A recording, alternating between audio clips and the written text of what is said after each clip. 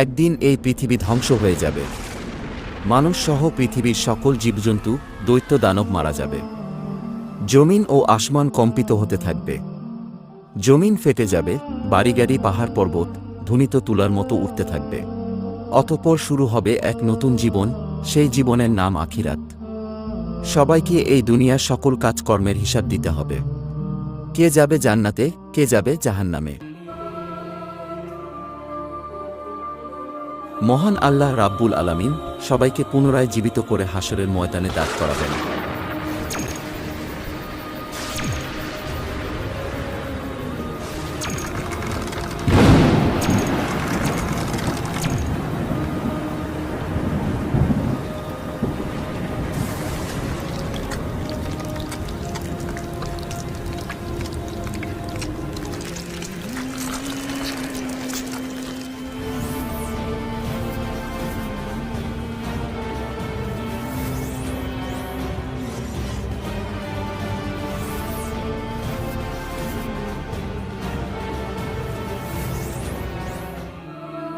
সেদিন প্রত্যেক মানুষকে 5টি প্রশ্ন করা হবে। হাদিস শরীফে এসেছে, কিয়ামতের দিন কোনো আদম সন্তান 5টি প্রশ্নের উত্তর দেওয়া ছাড়া এক পাও নড়তে পারবে না।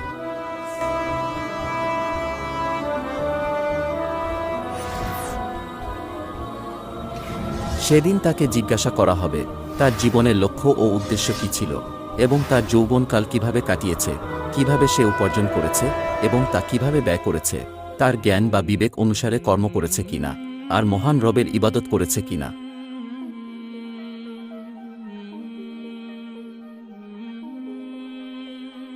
সে নিজের স্ত্রীকে আগুনে পুড়িয়ে হত্যা করেছে, অতঃপর সে জাহান্নামী।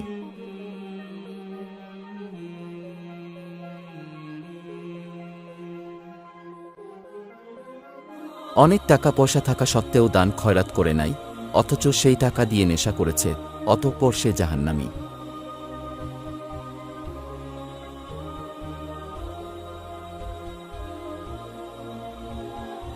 সে একটি মেয়ের সাথে জিনা করেছে এবং সে সর্বদা খারাপ কাজে লিপ্ত থাকত, অতঃপর সে জাহান্নামী।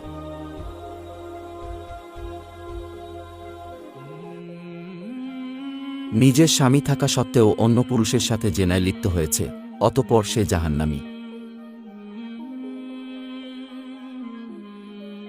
ইসলামের দৃষ্টিতে সুদ ও ঘুষ হারাম, এই হারাম কাজে লিপ্ত হওয়ায় অতঃপর সে জাহান্নামী। আল্লাহ ব্যতীত অন্যজনকে রব স্বীকার করেছে এবং মূর্তি পূজা করেছে, অতঃপর সে জাহান্নামী। যারা তাদের কৃতকর্মের কারণে জাহান্নামে যাবে, তারা অনন্তকালের জন্য জাহান্নামের কঠিন শাস্তি ভোগ করতে থাকবে।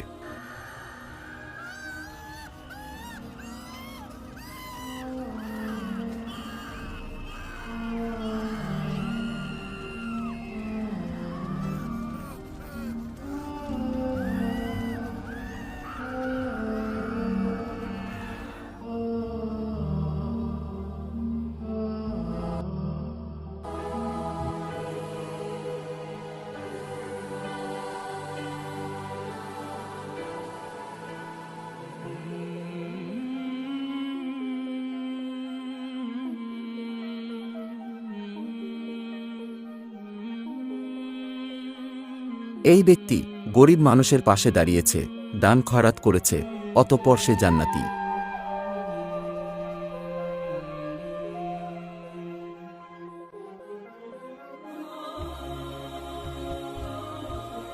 সে হালাল পথে টাকা রোজগার করেছে এবং নামাজ কালাম আদায় করেছে, অতঃপর সে জান্নাতি।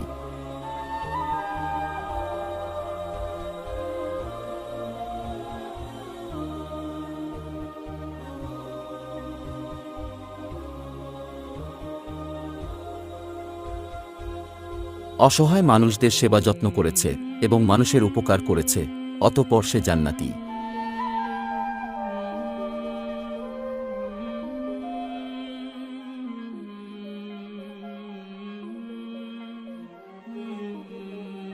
কুরআন ও হাদিসের কথা শুনে তওবা পাঠ করেছে এবং মহান রবের উপাসনা করেছে, অতঃপর সে জান্নাতি।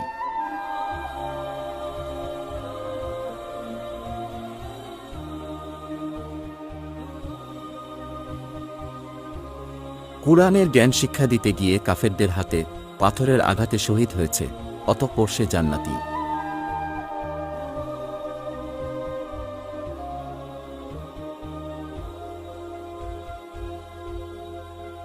যারা তাদের ঈমান ও আমলের কারণে জান্নাতে যাবে, তারা অনন্তকালের জন্য জান্নাতের নাজ নেয়ামত উপভোগ করতে থাকবে, যা কখনো শেষ হবার নয়।